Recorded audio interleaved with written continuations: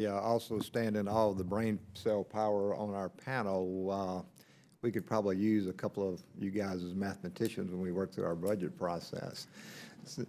And Dr. Thompson, if indeed North Korea has a role in this virus exploitation, I find it ironic that a country as North Korea that not only suppresses but quashes religious freedom would use a biblical name, Lazarus, as its code name. So just an aside. Dr. Romine, my question is to you.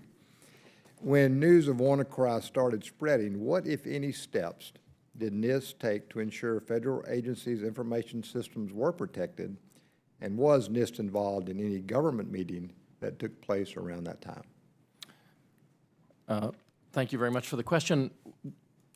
The response for an event like WannaCry, from the NIST perspective, the primary goal as a scientific institution and as an institution that provides guidance is to learn as much as we can about the incident and about not the origin from a country point of view, but the technical origins, and to determine whether the guidance that we issue is sufficiently robust to help organizations prevent this kind of attack.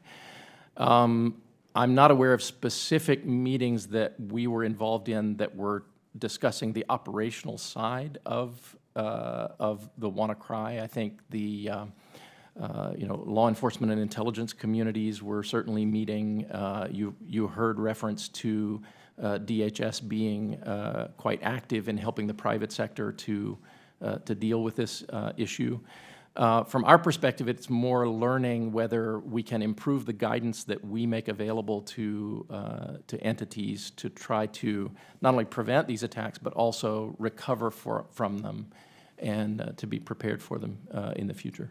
Okay, and I'll stay with you for my second question. In your testimony, which I did read, you said that NIST recommendations and the NIST guide for the cybersecurity event recovery and cybersecurity framework would sufficiently address the WannaCry incidents. Will the requirement in the cyber executive order to agencies to implement the framework help them be better prepared in the future to defend against these types of incidences? And will this be enough, or should more be done? Thanks for the question. It's difficult to know whether it will be enough for the next event. But I can say this: one of the important things that emerged in our discussions with the private sector during the development of the framework was we are often thinking about detection and prevention of attacks. Sometimes we don't pay enough attention to response and recovery.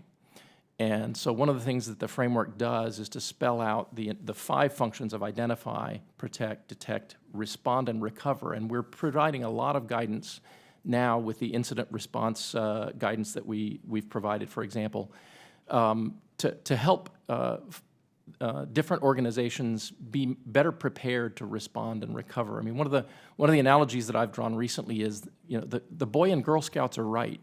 Their motto is "Be prepared." And the fact is, the better prepared an organization is through its risk management activities, which we think the risk management framework from FISMA, coupled with, for federal agencies, and under the umbrella of the cybersecurity framework now, we think those are the tools that are necessary to implement the kind of preparedness that organizations should have. One quick follow-up. What specific steps in lieu of this WannaCry should NIST take to help federal and state agencies be better prepared, as well as the private sector?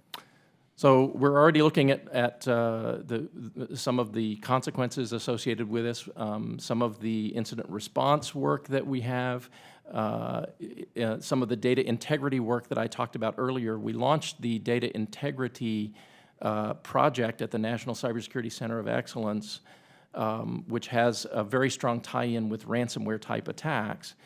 We launched that actually before the WannaCry came out, but in light of this new event, we're accelerating the work that's going on in the NCCOE.